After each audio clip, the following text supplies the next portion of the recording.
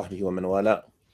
In our last video, we mentioned that we might put in the footnotes the results of what we could find regarding the narration that Ibn Abi Shayba rahimahullah ta'ala brought in this chapter, those who said there's no wudu necessary because of drinking milk, nor is there a need to rinse one's mouth. We mentioned a narration that Ibn Abi Shayba brought in this chapter, where he said that Waki' narrated to us on the authority of Malik ibn Mighwal, on the authority of Talha, who said, I asked Abu Abdurrahman about wudu because of milk, and he said, from a pure and good drink for those who consume it, for those who drink it.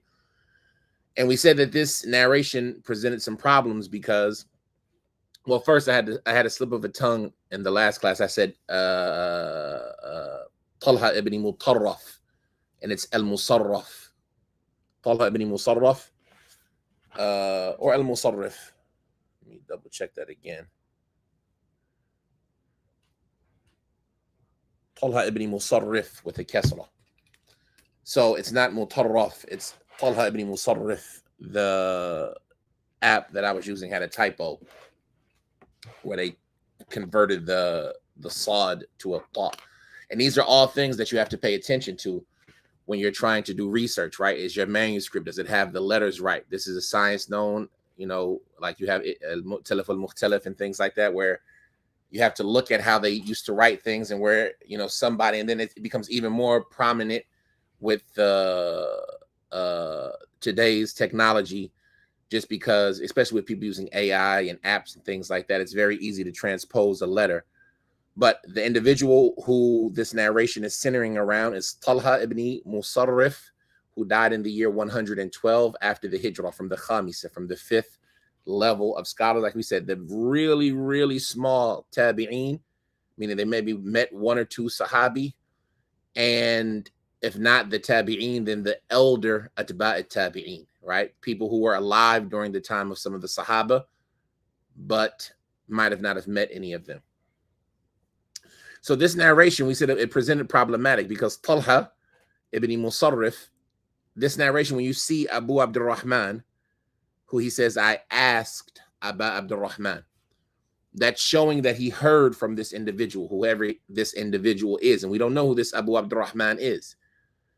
And when we look at his teachers, we don't find any of his teachers being known with this kunya, especially those teachers who might have been prominent in issuing verdicts or answering questions in Islamic law, right? And so when we look at his popular teachers, we don't find a lot of people mentioning or being known with this kunya Abu Abdurrahman from his teachers. And so this narration presented a problem because who is this Abu Abdurrahman that's being referred to? And like we talked about, it becomes problematic because you got to try to figure out who this individual is so you can grade this narration. And then when you see a narration a little bit later on in the chapter where Ibn Abi Shayba, he says that Muhammad ibn Fudayl narrated to us on the authority of Atta ibn Sa'ib, who said that Abu Abdurrahman was in the masjid and Mudrika ibn Umara brought him some milk, and so he drunk from it. And then Mudrika said, here goes some water so you can rinse your mouth out. And he said, because of what? A pure and good, i.e. substance or liquid. And so that Abu Abdurrahman is Ibn Mas'ud. And so somebody's default might be, okay, well, this is Ibn Mas'ud as well. But that in therein is where the problem lies. And this is an example of what we talk about when we say al-ilal fil hadith, the subtle mistakes in hadith, or like those defects that you got to figure out what's wrong. And that figuring out is something that it only comes with a large experience. And obviously I don't have a large experience, right? I'm not a person who has a large experience in the field of hadith. I'm somebody learning.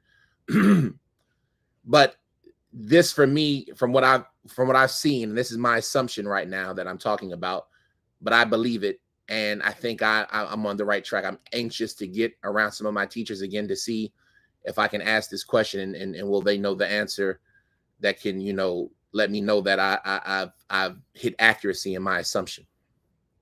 Because this narration, your first default might be to think, okay, maybe it's just a mistake in the print. Maybe this print, the manuscript that they have, just transposed something. And so you start trying to figure out what could be the possible mistakes. So, for example, Talha ibn Musarrif, he narrates on a teacher of his named Khaythama ibn Abdurrahman. And so you might be led to assume, okay, maybe it's a typo. Instead of it being him saying, I asked Abu Abdurrahman, it should have been, I asked Ibn Abdurrahman, i.e. Khaythama ibn Abdurrahman. So that could be a possibility.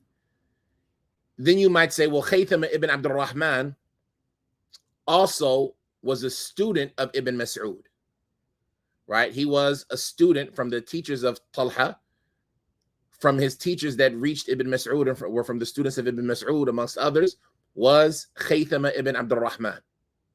And so another assumption might be, oh, well, you know what? They just forgot to mention somebody in the chain. They forgot to mention this manuscript, just forgot to mention Khaythama ibn Abdurrahman, who said, I asked Abu Abdurrahman, i.e. Ibn Mas'ud. And so those might be your first default assumptions, that you know what, this is a mistake. And the mistake is it should be Ibn Abdurrahman. Or the mistake is it should be Khaythama, who said, I asked Abu Abdurrahman. And then this narration would be similar to the narration later on brought by Athar ibn Sa'ib, who with a disconnected chain tells us the story of Mudrika and Ibn Mas'ud. And so you have to start looking for ways to confirm that if that's correct or not. And from the things that you do is you look and see, well, who else narrated this version of the hadith from Ibn Abi Shayba in their books? And so you start looking at the other books of hadith that might have talked about this topic. And because this is such an obscure narration, it can be difficult to try to find somebody who mentioned this specific narration itself, right? With this chain attributing it to Ibn Abi Shayba. But from the people who did it, and so this is where you got to start looking to see, okay, what other books might talk about this topic in a way that would require them to present the narration. And so obviously from the books that we know that has a chapter directly titled on this topic, even though the explanations don't often go into this topic, is the Sunan of Abi Dawud, right? The Sunan of Abi Dawud has a chapter titled chapter about making wudu because of milk. And so you start looking to see, you know, who might have produced this narration as a support for or a proof against the obligation or the preferability of making wudu. And so, alhamdulillah, we were able to find it in the explanation of the Sunan of Abi Dawud by Badr al-Din al-Aini, the one who did Umdatul al-Qari, the Egyptian scholar, the Hanafi Egyptian scholar who was well known and famous from the contemporaries of Ibn Hajar. And so the reason why you want to see who else narrates it in their books is to see, do they mention it with a difference, or do they mention it the same way that is in the copy that we have today? Because maybe they had an older copy or a different manuscript that might have more information in it, right? And this is all part of the science of hadith that makes it so interesting. And so, and because, you know, books like the Musannaf, them being so large, right? You're talking about 40,000 narrations, give or about, they haven't been serviced as much as Kutub al-Sitta, like Bukhari, Muslim, and other than them, from even the Kutub al-Tis'a, where there's, you know, details about these books and al-Atraf and things like that. So finding this one needle, this hyperboreal needle in a haystack of narrations could be hard. So when you can find it in another book, that can give you some insight as to is there a mistake in this version of the book that you're reading? And alhamdulillah, when we look in the explanation of the Sunan of Abi Dawud by Al-Aini, it's the exact same wordage. So we know, based on that little bit of information, obviously it takes more scholarship to be able to assert these things with firmness. But we know, based on that little bit of information, that, okay, it's not a typo. It's not a mistake in our copy of the book. This is the way that Ibn Abi Shayba, his manuscript from such amount of time has been narrating it. And we have to go and now study the manuscript, but this is the only version of the book that we have, and not the only manuscript, but the only isnad, the one from Baqi ibn Makhlad. And so we would have to look and see, what other manuscripts and get into the science of the manuscripts. But we see that this narration has been narrated this way at least since the time of Ibn Hajar, at least since 800, 700 Hijrah.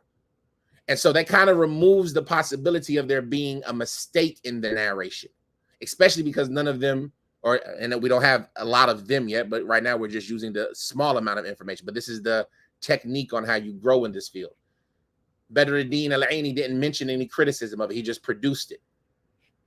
So those two possibilities that we mentioned, that maybe they forgot to mention Khaythama in the Isnad, or maybe that it meant to say Ibn Abdurrahman instead of Abi Abdurrahman, those to me have less of a possibility now. And not finding, anybody really popular or prominent from his teachers that had the kunya, without going to all of them, I didn't go through all of them, without having any popular teacher who was named with the kunya Abu Abdurrahman, you end up back at square one. And so then what I started doing is to research the chains of this individual, right? The narrations of Talha, and who was they call it a tarjama, right? What's a popular pathway of this person's narrations?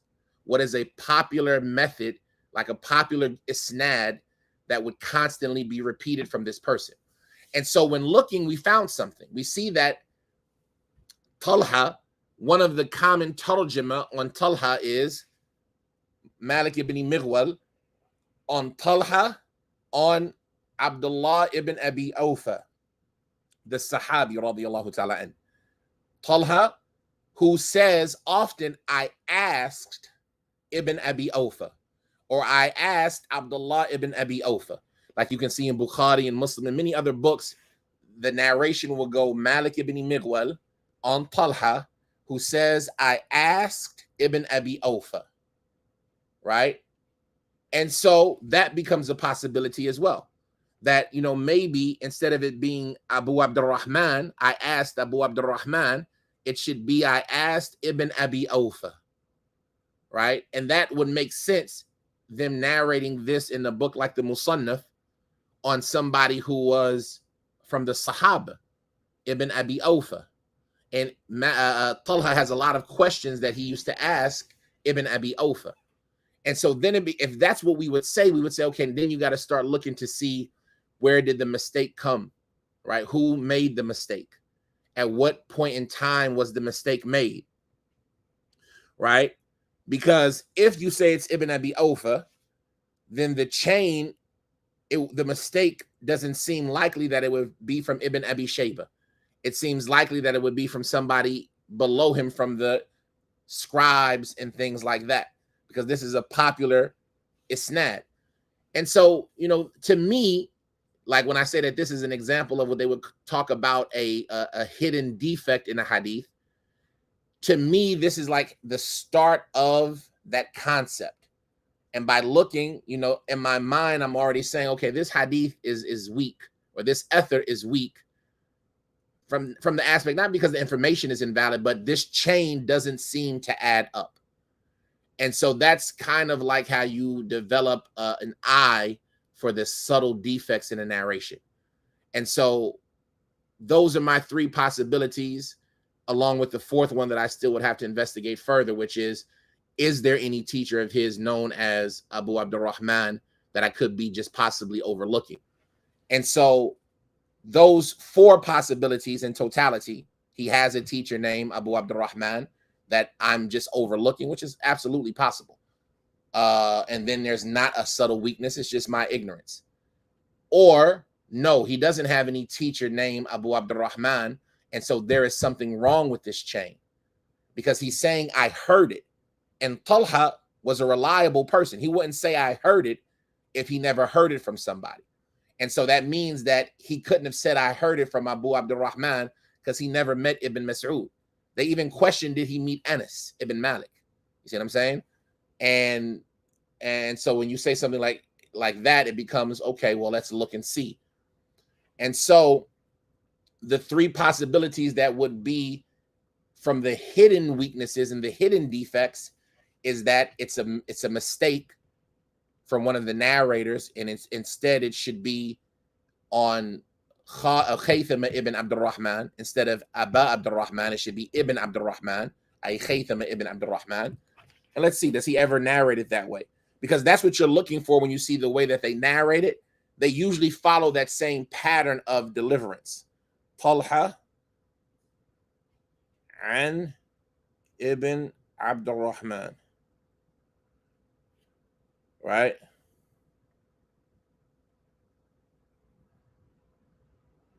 And that's not a popular, at least it's not coming up. And like you would have to look and see more. Talha. You say Qala ibn Abdurrahman. You say Haddathana ibn Abdurrahman. Okay, we got. That's counting.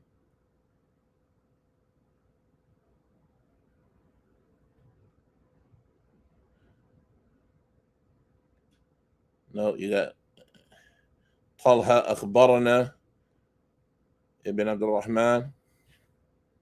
And this is where our modern technology becomes enjoyable, because we can kind of search a large amount of books.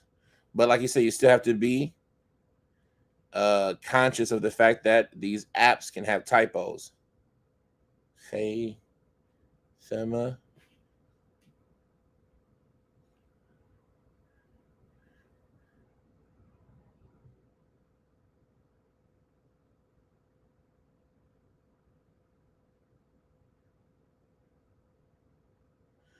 And so most of it, like just looking, a lot of the time when Talha narrates on Khaythama, he calls him by his first name. He doesn't call him Ibn Abdurrahman, right? There's a lot of narrations where he calls him by his first name. And so that would kind of, make you question, is it the thing that's incorrect? Is it supposed to be Ibn Abdurrahman? Another option, like we said, and just to recap, it could be Talha on Khaythama on Aba Abdurrahman, meaning Khaythama is saying, I asked Aba Abdurrahman, yani Ibn Mas'ud. And that's possible because Khaythama is from the students of Abdurrahman. Abu Abdurrahman, Abdullah ibn Mas'ud. And so that could be a possibility. But that which makes more sense to me, and my limited information, is that it would seem that this is a mistake somewhere along the line, and it should be Waki' on Malik ibn Mighwal on Talha, who says, I asked Ibn Abi Awfa, because that's the best narration you could find from this individual, right? When we talk about Talha, and some of the best narration you could find from him would be him narrating on a Sahabi. And, he didn't narrate on a lot of Sahaba. Being from that fifth level, he's not going to have a lot of Sahaba, but from the Sahaba that he heard from directly that we know, because he would often say, I asked, is Ibn Abi Awfa. And so that's an important, thing to look at. And like, to me, I would say that this hadith has a hidden mistake. This narration has a hidden mistake, which is that it shouldn't be Talha saying, I asked Aba Abdurrahman. It should be Talha saying, I asked Abdullah ibn Abi Awfa. And so I'm excited to, get around some of my teachers to ask about this.